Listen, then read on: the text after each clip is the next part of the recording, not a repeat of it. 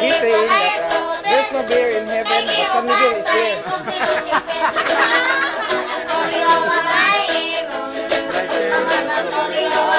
No problem. Parang kamerang nakasal din niya.